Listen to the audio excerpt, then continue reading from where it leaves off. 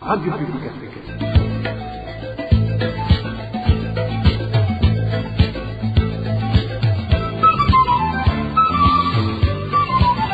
Radio Publique Africaine.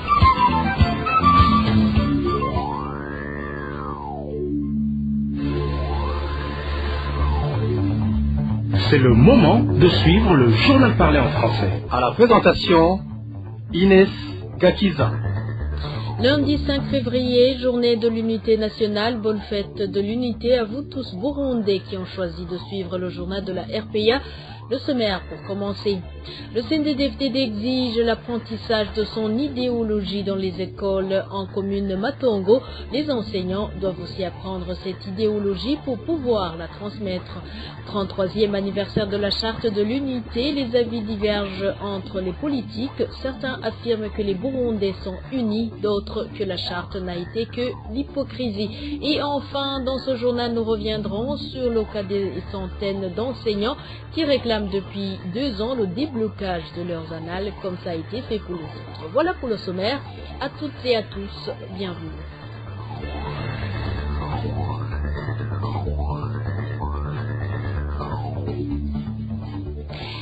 Ouvrons ce journal par la page politique. Bâtissons le Burundi dans la coalition. C'est le thème de la fête de la charte de l'unité nationale, célébrée ce 5 février 2024 au stade Ingoma en province Gitega, la capitale politique. Après 33 ans d'existence de cette charte de l'unité nationale, lors de son discours adressé aux participants à ces cérémonies, le président de la République, Evariste Ndayishimiye, a dit qu'il y a toujours l'unité entre les Burundais, car ces derniers ont bien compris que les divisions ethniques n'ont plus d'importance. Suivez le président de la République du Burundi, Evariste Ndayishimiye.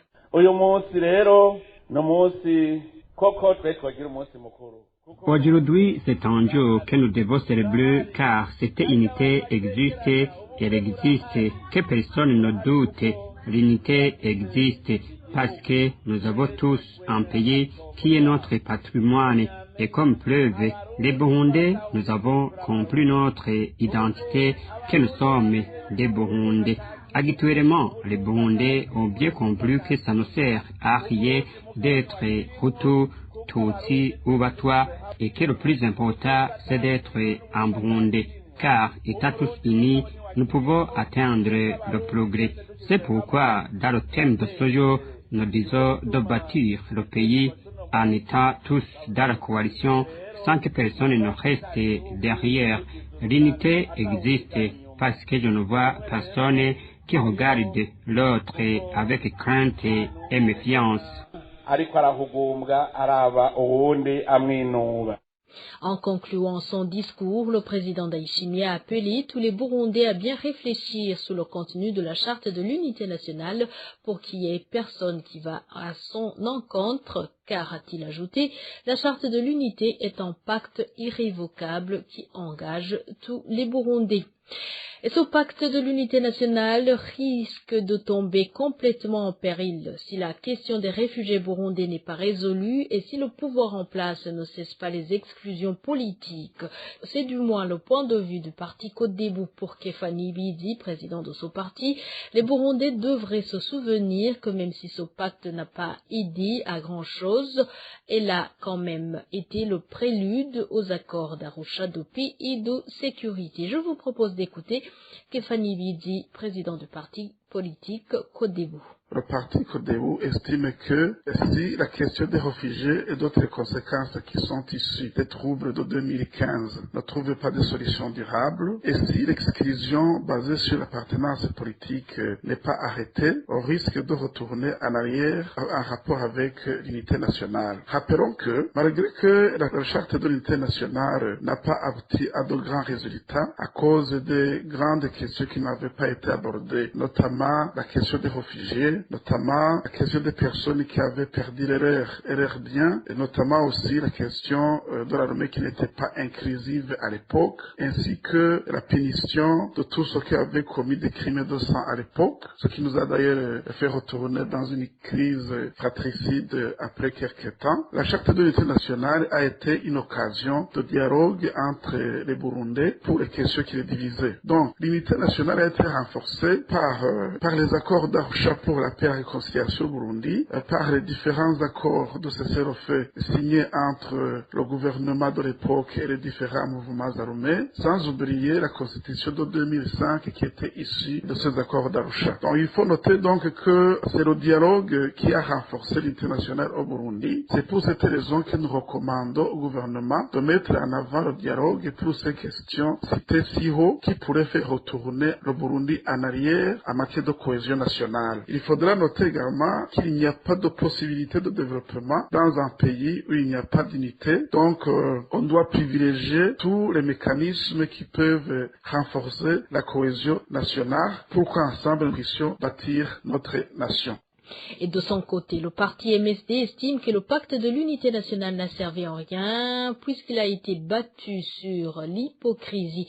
Pour Epitas Shimirimana, porte-parole de ce parti, ce qui blesse le plus, c'est que même les pouvoirs qui ont suivi, les initiateurs de ce pacte ont hérité de cette hypocrisie, nœud de tous les maux que traverse le Burundi, trouve le porte-parole du parti MSD. Perezida Buyoya ashiraho iki ciyumviro c'ubumwe bw'abarundi, muribuka ko intwaro yiwe yari intwaro y'umugambi umwe, yari intwaro y'ubwoko bumwe, yari intwaro. Vous vous souvenez que quand le président Buyoya a pensé à l'idée de la mise en place de l'unité du Burundi, son régime était basé sur le monopartisme et monoethnique. Il est revenu qu'un groupe de politiques burundais lui envoie une lettre ouverte. Bien avant, il y avait eu le massacre de Nhiga Marangara. C'est tout ça qui lui a fait forcer de penser à la politique de l'unité nationale. Une politique d'hypocrisie, politique basée sur les mensonges, jusqu'à organiser un référendum sur l'unité des Burundi. Ce n'était pas vraiment pour chercher à unir les Burundais, mais pour chercher à tromper l'opinion nationale et internationale. La preuve en est que peu à peu, ce référendum, le monde s'est effondré sur le Burundi. Les Burundais se sont entretués dans une guerre civile qui a suivi l'assassinat du président démocratiquement élu et ses proches collaborateurs. Pourtant, les Burundais s'empêchaient de chanter chaque jour l'hymne d'unité nationale. Malheureusement, jusqu'à aujourd'hui, le gouvernement en place a continué dans la même optique. Le pouvoir CNDD-FDD en place est fondé sur le mensonge, l'hypocrisie qu'il a hérité du régime Buyoya. Vous constatez bien que c'est un régime monopartite et monoethnique. Ubwo buryarya bwatumye hashingwa ubwo bumwe bw'abarundi, ubwo bubeshi bwatumye bashiraho ubumwe bw'abarundi bukaguma mu mpapuro, bukaguma mu vyiyumviro, mugabo abarundi ntibabubemwo. Ni navyo baraze CNDD-FDD uno musi. Murabona ko uno musi intwaro ya CNDD-FDD ari intwaro y'umugambwe umwe, ari intwaro y'ubwoko bumwe uno musi. Les crises politiques répétitives font partie des principales causes de la pauvreté. La croissance économique est redevenue négative. Déclaration du président de Parsem, à l'occasion de cette célébration du 33e anniversaire de la Charte de l'Unité. Faustin Ndikoumana a fait savoir que l'on n'atteindra pas le développement tant qu'il n'y aura pas l'unité nationale et l'égalité des chances. Et l'unité est fondamentale, l'unité c'est la base de la stabilité politique, et la stabilité politique est la principale cause, la base pour ABQV et se tourner vers le chemin de l'émergence. Par ailleurs, au Burundi, si on analyse la pauvreté dans laquelle le Burundi croupit, et il y a une grande partie, la cause liée à l'instabilité politique. aux problèmes politiques, aux crises politiques répétitives, notamment en 1972, en 1993, en 2015. Si on analyse même l'impact de ces crises sur l'économie burundaise, on voit qu'en 1972, l'économie a reculé de 6%, de 1993 2005, l'économie a reculé de 33%, et en 2015 aussi, la croissance économique est redevenue négative. Et en tout cas, on voit l'impact des crises politiques répétitives sur l'économie de notre pays. C'est à partir de 1993 que même il a commencé à avoir l'inversion au niveau du pourcentage du taux de pauvreté au Burundi qui a commencé à prendre des chiffres de plus en plus inquiétants, plus de 60%. Et j'imagine aussi sur l'analyse la situation actuelle, on ne saurait parler de la vision 2040-2060 sans asseoir une stabilité politique, ou la stabilité politique est renforcée par l'unité nationale. Et l'unité nationale, alors, pour avoir une unité nationale beaucoup plus forte, il faut éviter l'exclusion, il faut renforcer l'égalité des chances, il faut un état de droit, il faut des libertés politiques et civiles, il faut des élections libres, transparentes et inclusives. Faustin Ndikumana, président de Parsem, fait également savoir que le 5 février devrait être une occasion d'évaluer et relever les facteurs qui entravent cette unité nationale, mais aussi d'informer la jeunesse du contenu de cette charte de l'unité nationale. Ça me rappelle qu'on ne pourrait pas continuer à parler de la charte de l'unité, qui a été par ailleurs complétée par l'accord d'Arusha et d'autres accords de cessez-le-feu, sans nous organiser des débats réguliers sur ces documents. Il faut que la jeunesse puisse s'imprégner du contenu de ces documents parce que c'est la base du nouvel ordre économique que le Burundi avait voulu asseoir dans son pays. Il faut alors organiser des débats pour constater l'état de lieu actuel de l'unité nationale. Quels sont les facteurs actuellement qui continuent à entraver le renforcement de l'unité nationale dans notre pays? Quelles sont les stratégies qu'on est en train de concevoir pour baliser, de concevoir pour que l'unité se renforce, continue à faire des pas de géant dans notre pays. Sinon, on ne devrait pas se limiter sur les discours et sans analyser tous ces facteurs. L'état de ces facteurs pour prendre des solutions idoines afin de faire avancer l'unité dans notre pays qui sera toujours la base de la stabilité politique et du décollage économique pour faire face à cette situation de pauvreté indescriptible dans laquelle se trouve notre pays. C'était Faustin Ndikumana, président de Parsem. Après une courte pause, on continue avec la page politique. RPI. Avant d'enterrer l'accord d'Arusha, les autorités dignitaires de différentes institutions de l'État issues du parti CNDD-FDD devaient d'abord remettre le tablier, renoncer aux fonctions et honneurs que leur a conféré cet accord. Réaction de Chovino Mugwengezo, président du parti UPD Zigamibanga, après que le président de la Chambre basse du Parlement et l'ombudsman burundais ont déclaré que l'accord d'Arusha est tombé en désuétude et n'a plus raison d'être dans les conjonctures actuelles de la politique burundaise. Suivez plutôt Chovino Mugwengezo. Vouloir se défaire de l'accord d'Arusha, qui pourtant leur avait tout assuré, a pour nous deux significations.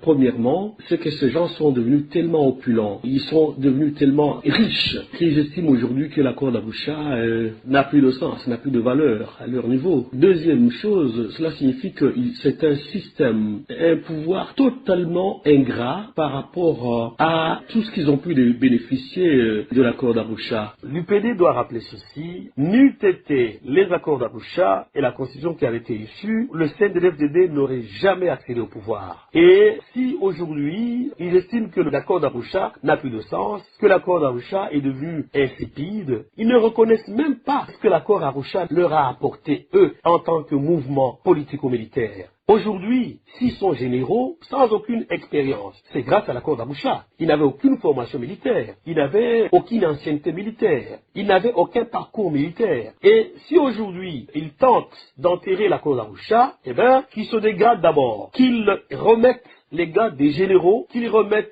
les grades des colonels, qu'ils remettent d'autant de grades qui sont aujourd'hui, alors qu'ils ne méritaient pas, qu'ils les remettent. Et comme ça, ils deviennent des civils normalement comme tous les autres. Et tous les autres avantages qu'ils ont eus, qui ont découlé de l'accord d'Arusha, ils peuvent s'assurer que ces avantages-là, c'est les autres. Voilà, c'est tout. Et je reviens particulièrement sur l'institution de l'Ombudsman. C'est une institution qui a été mise en place par l'accord d'Arusha. Et aujourd'hui, la dame qui, du haut de son fauteuil en tant qu'Ombudsman, ose dire que l'accord d'Arusha n'a plus sa place au Burundi, qui se défasse d'abord de ce qu'il est, qui se défasse d'abord de cette institution. Au moins, on comprendra qu'elle est honnête avec lui-même. Et si aujourd'hui elle estime que l'accord d'Arusha n'a plus sa place, mais eh bien, cette institution de l'Ombudsman n'a plus sa place au Burundi. Et voilà. Donc, ces gens ont accédé au pouvoir sans aucune vision. C'est des gens qui ont accédé au pouvoir avec la seule vision de vengeance. Se défaire aujourd'hui de l'accord d'Arusha implique que, finalement, notre pays devient une république bananière. Aujourd'hui, ils s'inscrivent en faux contre quiconque ose revendiquer l'accord d'Arusha. Et parce qu'ils savent que l'accord d'Arusha, une fois restauré et une fois rétabli au Burundi, ils n'auront plus de marge de manœuvre. Ils le savent. Donc, le Burundi devient une jungle aujourd'hui.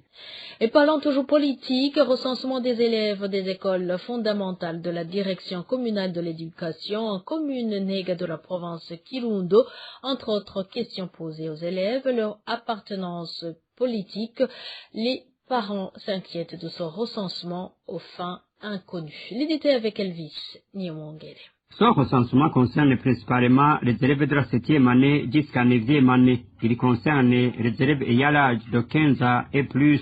Il est en train de se faire dans toutes les écoles de la commune Nega en province Kirundo. Les parents des élèves s'inquiètent. Ils disent que ce recensement a un caractère divisionniste car ils cherchent à savoir l'appartenance politique des élèves. Nous sommes inquiets suite à ce recensement en cours. Il constitue un mauvais exemple de division entre les élèves. Un recenseur arrive en classe et demande aux élèves appartenant au parti au pouvoir de se faire inscrire. Il les enregistre dans ces registres. Vous comprenez qu'ils sont en train de créer un climat malsain entre les élèves. Ceux qui s'opposent à cette opération, ils seront excusés. Est-ce que nos enfants sont allés à l'école pour étudier la politique? Les listes de ce recensement sont effectuées sous la supervision d'un certain Jean-Claude surnommé Gomba, qui est également un enseignant vacataire en 9e année à l'école communale Gitwenzi. Ce dernier est également le chef de Zimbonerakure en zone Murungurira. Les parents et les élèves craignent pour ce qui pourrait être la suite de ce recensement. Les élèves ne sont pas tranquilles pensant à la suite de ce recensement. Tout le monde se pose la question de l'objectif de ce recensement. L'opération de recenser les élèves est supervisée par les autorités du parti au pouvoir. À ce propos, la rédaction de la RPA n'a pas encore joué le directeur communal d'éducation en commune Nega, Jean-Marie Moussabanganji. Merci Elvis. Niomongere à Kayanza, des enseignants de la commune Matongo dénoncent l'ordre émanant du parti au pouvoir, le CNDD-FDD, exigeant à tous les enseignants leur présence aux activités de ce parti organisées durant les week-ends. Ces enseignants ont été signifiés qu'ils vont apprendre l'idéologie du parti CNDD-FDD pour la transmettre à leur tour aux élèves. Éloge divin, Remesha. Ils indiquent avoir obtenu un message qui leur ordonnait de participer aux activités du parti CNDD-FDD en commune d'Omatongo durant les week-ends, lesquelles activités consistent en l'apprentissage de l'idéologie de ce parti. Ce sont des enseignants affectés dans la dite commune qui ont déclaré à la RPA qu'après leur apprentissage, il existe une autre tâche qui les attend au niveau de leurs écoles d'affectation. Témoignage de l'un de ces enseignants qui s'inscrivent en faux contre le dit programme du CNDD-FDD en commune d'Omatongo. Nous avons été sidérés par cet ordre qui nous intimait d'aller apprendre l'idéologie du parti CNDD-FDD. Nous sommes des adultes et donc il nous est facile de choisir ce qui est bon. Mais on trouve que c'est honteux d'aller apprendre l'idéologie d'un parti aux élèves ayant âge compris entre 10 et 14 ans. On nous a dit qu'après notre apprentissage, on va par la suite enseigner l'idéologie de ce parti à nos élèves. Selon ces enseignants, ces pratiques du parti CNDD-FDD ne vont qu'engendrer une totale détérioration du secteur de l'éducation. Demandant l'arrêt de ces pratiques, cet enseignant pense plutôt aux réformes nécessaires dans ce secteur de l'éducation plus que sa politisation. Nous demandons que ces pratiques soient bannies à temps avant que les enfants ne soient pas politisés à leur bas âge. Il nous serait bon si on essayait de voir comment améliorer la qualité de l'éducation, d'autant plus que la commune Matongo se retrouve souvent avec une mauvaise place dans le classement selon les taux de réussite. Nous souhaitons que ces pratiques soient bannies avant qu'il n'y ait une école qui met en place ce programme. À ce propos, la rédaction de la RPA n'a pas encore pu joindre Gilbert Yomeko, directeur communal de l'enseignement à Matongo, et Alice Saviyonva, qui dirige cette commune pour recueillir leurs réactions. RPA. Justice, à présent, il est regrettable que la ministre de la Justice reproche aux infirmiers qui œuvrent dans les maisons carcérales d'être responsables des cas de décès des prisonniers suite au refus d'être transférés dans des structures de soins appropriées, déplore un des défenseurs des droits de l'homme burundais. Une réaction consécutive à un cas de décès survenu ce samedi dans la prison d'Omimba, malgré des alertes sur l'état critique du détenu. Suivez plutôt le défenseur des droits de l'homme, Germain Rukuki. abapfungwa bakitswe n'amagara kwivuza n'uburenganzira bwabo bahabwa n'amategeko. Ibi rero byuko hagira abapfungwa bagwara bakimwa. L'accès aux soins de santé est un droit légal aux détenus. Le refus d'autoriser les prisonniers à aller se faire soigner dans des structures de soins appropriées ne devait être attribué au personnel soignant affecté dans les maisons de détention, comme l'a signifié le ministre de la Justice. Les infirmiers et leurs auxiliaires sont conscients de leur engagement de s'occuper de la santé des malades en toutes circonstances. Ils ne peuvent jamais passer outre cet engagement face à un patient, qu'il soit détenu ou pas. Les centres de santé dans les prisons ont peu de moyens. C'est pourquoi ils formulent à chaque fois des recommandations de transfert devant un éventuel cas de complications. Ici, l'on noterait 5 genres de personnalités qui s'opposent souvent au transfert des détenus vers l'extérieur des prisons pour les soins de santé. Il s'agit du directeur chargé des affaires pénitentiaires, le chef provincial du service des renseignements, le commissaire provincial de la police, le procureur provincial et le président du parti CNDD-FDD au niveau provincial. Ces personnes prêtent leur autorité sur le directeur de la prison qui doit absolument céder malgré lui. L'exemple le plus récent est celui de Clément Ruziza qui est arrêté à l'hôpital d'Ongozi. L'on a tenté à plusieurs reprises de le faire retourner dans la cellule avant qu'il ne soit guéri, mais le médecin directeur de l'hôpital s'y est farouchement opposé. Ceci pour dire que les médecins ne constituent jamais d'entrave pour les soins d'un patient.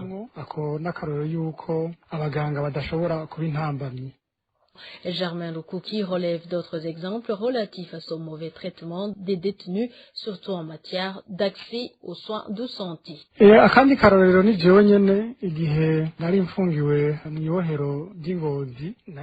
Un autre exemple concerne moi-même lorsque j'étais détenu à la prison d'Ongozi. J'ai eu un accident à l'intérieur de la prison et il a fallu qu'on m'évacue vers l'hôpital et j'ai subi une opération chirurgicale. Mais cela n'a pas exclu qu'on me fasse retourner à la prison dans une courte durée et avant que je ne guérisse. Les médecins traitants avaient pourtant crié haut et fort qu'il n'était pas encore temps que je sorte de l'hôpital.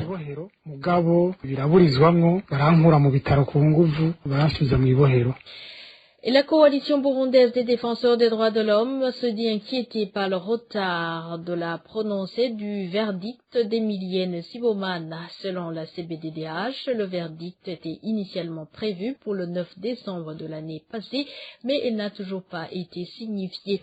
Pour la coalition CBDDH, cela constitue une torture morale contre Emilienne Sibomana.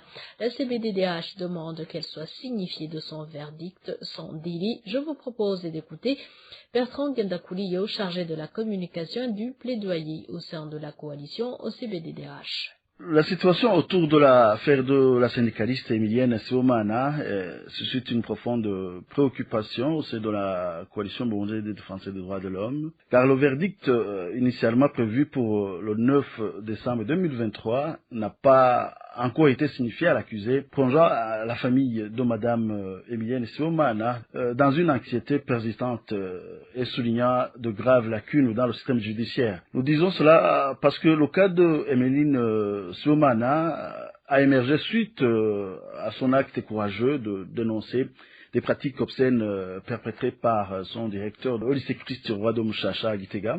Et ces révélations ont mis en lumière des actes d'adultère impliquant justement les élèves filles au sein même des enceintes de l'école. Cependant, au lieu de protéger cette lanceuse d'alerte, les autorités l'ont incarcérée, créant ainsi un environnement de vulnérabilité pour sa famille. Donc le retard dans la communication du jugement s'est transformé en une véritable torture morale pour Madame Sibomana, déjà éprouvée par l'injustice de sa détention prolongée depuis une année. Et cette situation soulève des questions sérieuses quant à la transparence et la rapidité du processus judiciaire, compromettant ainsi la confiance du public dans le système judiciaire burundais. La CBDDH, dans sa déclaration, déplore fermement l'incarcération de Madame Emilienne Sibomana, soulignant l'absence de base légale pour justifier sa détention prolongée. La violation des procédures en matière de communication du jugement est condamnée également dans cette déclaration.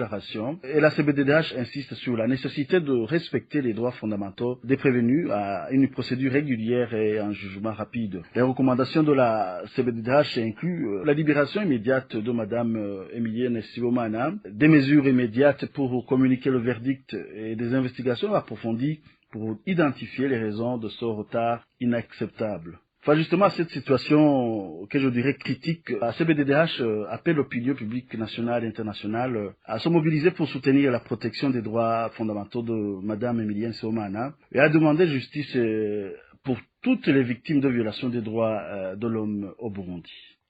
Emilienne Sibomana fut secrétaire au lycée Christ Roi de Gitega. Elle est en prison depuis plus d'une année, victime d'avoir dénoncé les abus sexuels directeur de ce lycée envers ses élèves.